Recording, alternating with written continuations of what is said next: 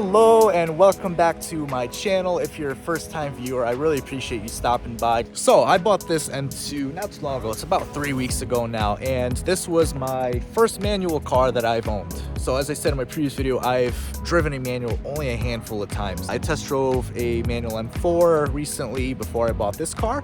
And before that, it was like 8 years or something like that I drove a manual car, like 8 years ago. So really, this is my first manual car, my first real manual experience. I'm gonna be kind of telling you what it's been like. What is it like as a first manual car to own an M2? Am I enjoying it? Do I hate it? What are my thoughts on this car? I'm really excited for that. I've been loving this car. A little bit of a spoiler there, I guess. I'm absolutely loving it. So let's go for a drive. Let's hop in and talk about the car.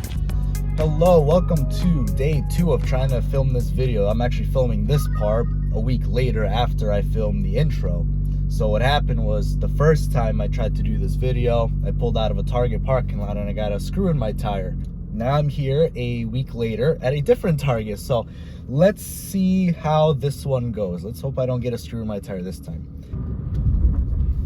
Now, what has it been like for me to own this car as my first manual, the M2? So it's actually been really fun. I've been really loving this car. It's been an absolute blast to drive, and there's really not too many negative things that I have to say about this car, or really the whole experience of owning this as a first manual car. So I had to completely pretty much learn from scratch how to drive this car. Started off pretty much just driving around my little neighborhood. Okay, cool, no problem. Then you escalate to kind of the windy back roads, and then you get to the highway, and then, you know, all that kind of stuff. So I've learned the car very well. I haven't really whipped it around too hard. I've whipped around pretty nicely around some nice windy roads. As far as really pushing the car to the limits, I'm not at that point yet. I probably won't be at that point for a little while, but all things considered, I think I'm doing pretty good with the whole manual thing. There are definitely some things that I like and don't like about this car. Having owned the dual clutch version of this car, it gives me a good perspective on the manual for this car. Now let's talk about the first thing that I really enjoy about the manual. Obviously, the shifting. The shifting, really fun, really enjoyable. I really don't have many complaints about this gearbox. A lot of people complain, say it's rubbery, this. I don't know. It feels fine to me. But then again, I haven't really driven many other cars that I can compare it to.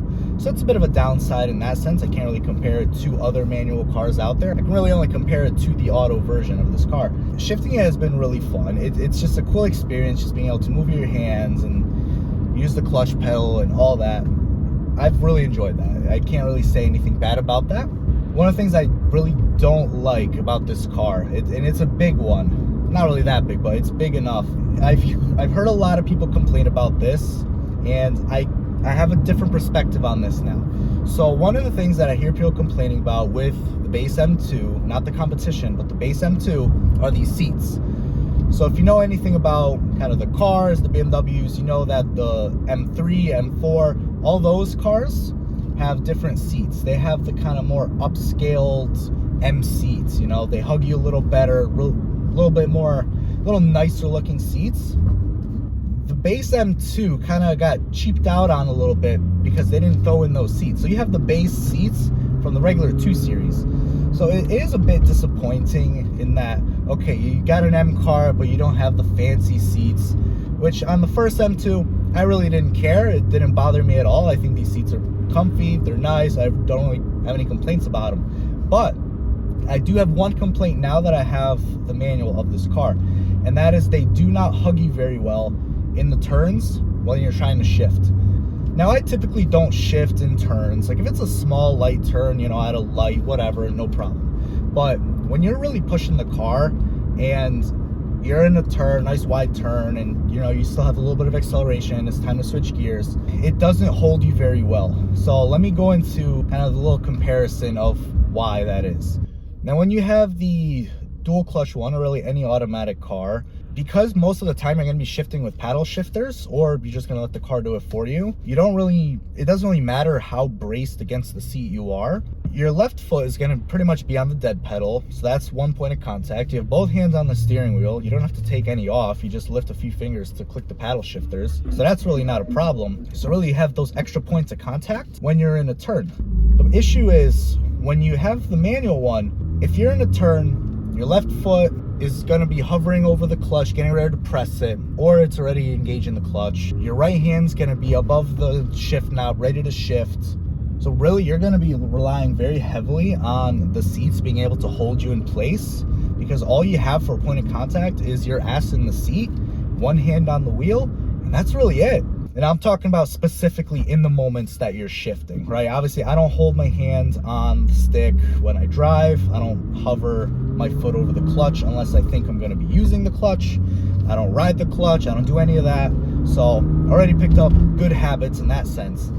In the moment when you're getting ready to, you still lift off those touch points with the car, and you really rely on these seats, and they do not hold you very well. I can feel myself sliding sometimes a little bit when I'm deep in a turn, and it makes me really nervous to shift. So usually I'll just hold out until the end of the turn, which generally you want to do anyway, but sometimes you don't have a choice, you have to shift. So that's really the one big complaint I have about owning the manual car. So now let's talk about the real reason why I love the manual.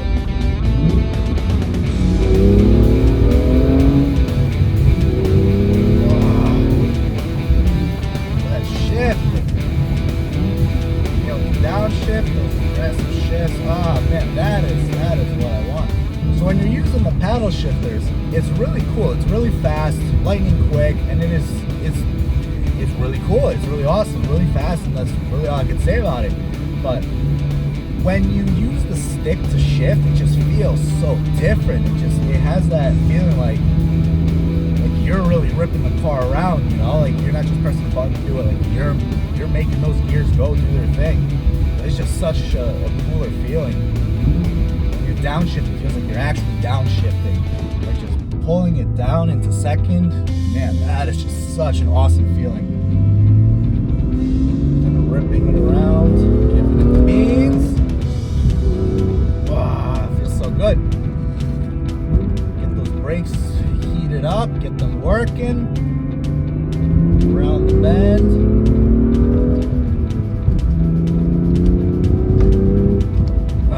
So good. That is the real reason why I wanted the manual. I'm going to be coming around here, around this little bend, to more of a straightaway, good visibility, punch it a little bit. Oh, listen to that sound. Oh, it sounds so good.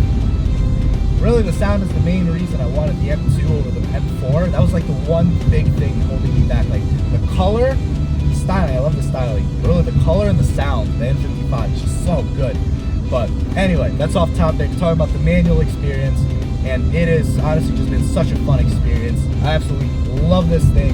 So much fun. I'm so glad that I picked it up, and it feels really cool having really learned it myself, pretty much from scratch. I mean, obviously you look up a few good habits like what you shouldn't do, so you know not to ride the clutch, stuff like that.